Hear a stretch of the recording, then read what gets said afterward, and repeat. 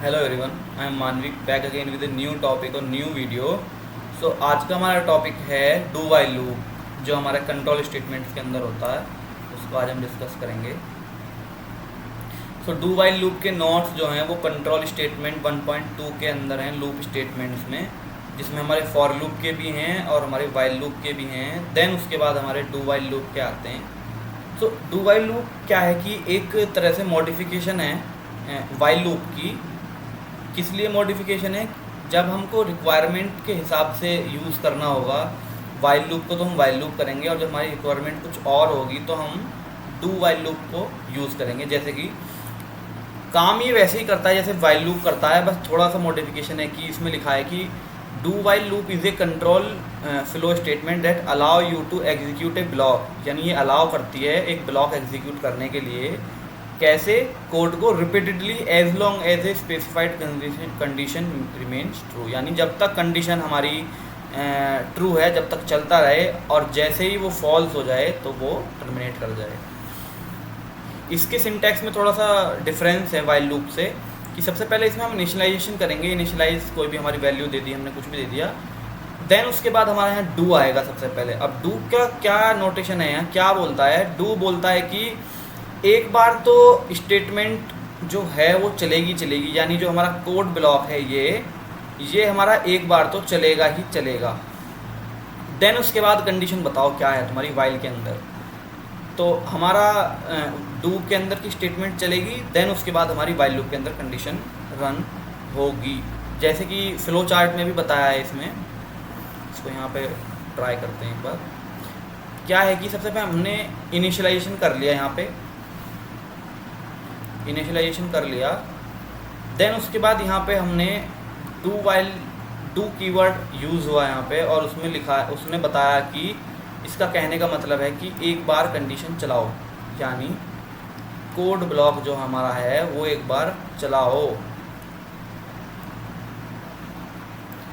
तो code block 1 time चलेगा, ठीक। देन उसके बाद हम जाएंगे वाइल लूप पे। वाइल कीवर्ड में हमने यहाँ पे क्या क्या बता रहा है कि यहाँ पे हमारा लिखा होगा कुछ कंडीशन, कुछ भी कंडीशन लिखी होगी। अगर वो कंडीशन हो हमारी ट्रू, तो दोबारा कोड ब्लॉक को रन करो, और अगर हमारी कंडीशन आ जाए फॉल्स, तो वहाँ से कर जाओ टर्मिनेट सीधा, ठीक। तो ये एक तरह से ऐसे बोलना चाह रहा है। तो इसका एक एग्जांपल है। एग्जांपल क्या है कि इनिशियलाइज हमने आई की वैल्यू दे दी 0, लेट सपोज, तो यानी ये हमारा हो गया इनिशियलाइजेशन। अब ये एरो इसको पॉइंट कर रहा होगा।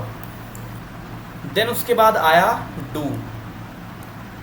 डू के अंदर कोई कंडीशन नहीं है, बट ये एक चीज़ बोलता है कि एक बार हमारे कोड ब्लॉक को चलाओ। अब हमारा कोड ब्लॉक में हमने लिख दिया,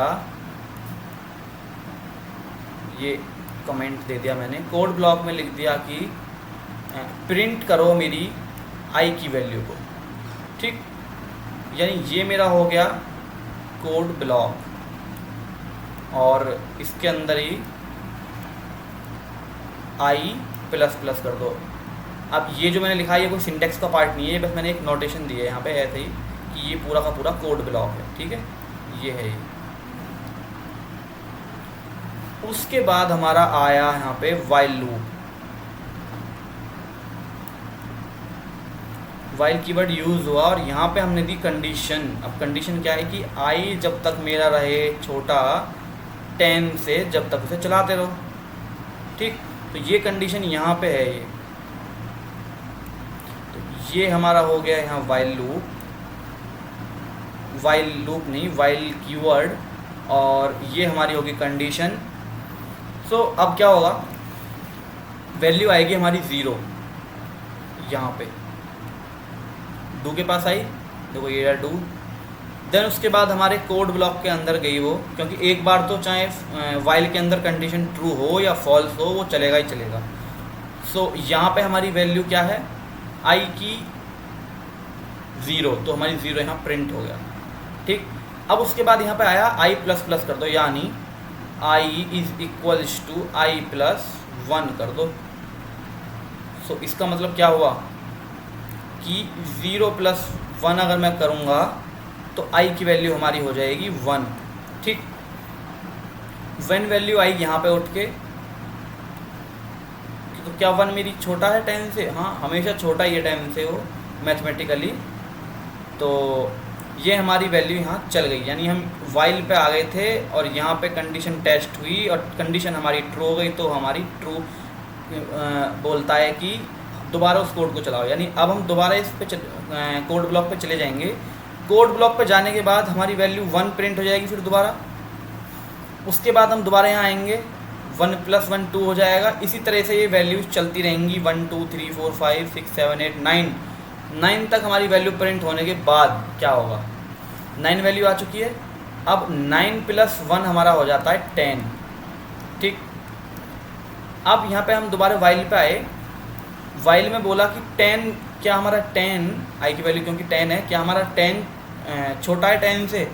सो मैथमेटिकली 10 हमेशा इक्वली है 10 से, ना छोटा है ना ही बड़ा है। तो यहाँ पे हम हो गए फॉल्स, यानी ये वाली कंडीशन अब हमारी रन होगी। तो फॉल्स जैसी होगा तो हम यहाँ से टर्मिनेट कर जाएंगे और हमारी वैल्यूज़ जो हैं वो प्रिंट हो गई होंगी 1 2 3 4 5 6 7 8 और 9। ठीक, अगर मुझे 10 भी प्रिंट करानी होती तो मैं यहाँ इक्वल्स टू का साइन लगा देता। 10 इक्वल है 10 के, हाँ है, तो हमारा यहाँ 10 भी प्रिंट हो जाता। पर मैं समझा रहा हूँ कि ये हमारा है। इसको हम रन करके देखते हैं एक बारी। सो यहाँ पे एक बनाते हैं अपनी एक डू वाइल डॉट जावा नाम की क्लास। ठीक, उसके बाद हमारा कोड को कर लेते हैं कॉपी। सबसे पहले हम लिख लेते हैं यहाँ पे पब्लिक स्टैटिक वॉइड मेन और अपना स्ट्रिंग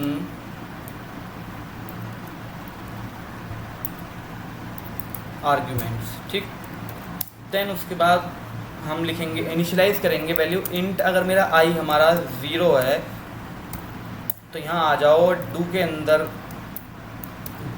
अंदर का जो कोड है वो प्रिंट कर दो, यानी system dot out dot print ln। अब ln मैं इसलिए लगा रहा हूँ जो नेक्स्ट लाइन में आ जाए। अगर नेक्स्ट लाइन में आपको नहीं लाना है तो आप ln मत लगाना। और यहाँ आई की वैल्यू कर दो प्रिंट। ठीक है, तो थोड़ा गैप के लिए हमको यूज़ करना होगा यहाँ पे इसको, इससे हमारा गैप क्रिएट हो जाएगा। देन उसके बाद हमारा, मैंने बोला कि आई को प्लस प्लस भी कर देना और फिर वाइल लूप के अंदर कंडीशन दी कि भाई अगर मेरा आई अगर छोटा रहे ना 10 से तो उसे चलाते रहना। ये हमारा कोड लिख गया।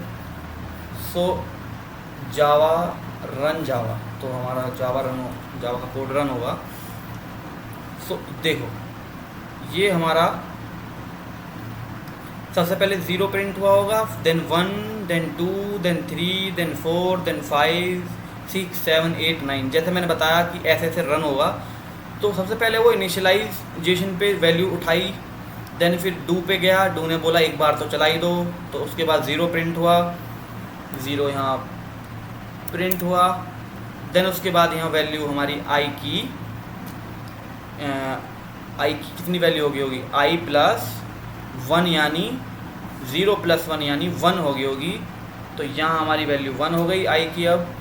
देन उसके बाद यहाँ पे चेक हुआ क्या मेरी 1 छोटा है 10 से, हाँ छोटा है, तो वो दोबारा गया होगा यहाँ पे। देन अब हमारी वैल्यू एक और प्रिंट हो गई होगी 1।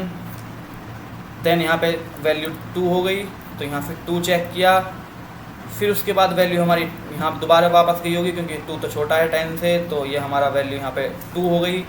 इसी तरह से हमारी वैल्यूज़ प्रिंट होती रहीं और हमारी 9 भी प्रिंट हो गया होगा। देन जब यहाँ 9 आया तो यहाँ पे क्या हुआ होगा कि 9 + 1 वैल्यू आती है हमारी 10।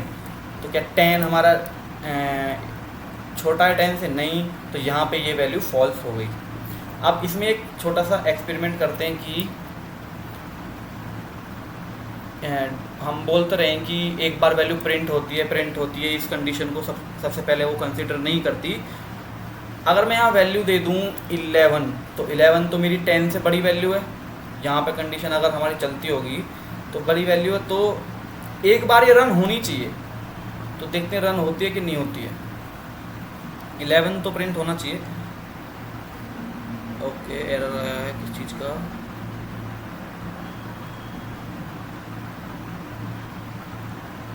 ओहो, ठीक।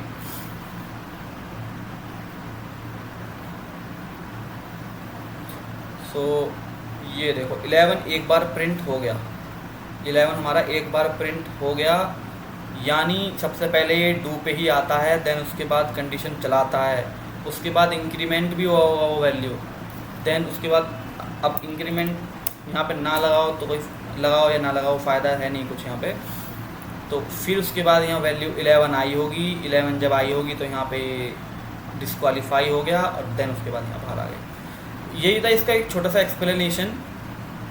और thank you for watching video. और आपको कोई क्वेश्चन हो तो आप मुझसे पूछ सकते हो। Thank you.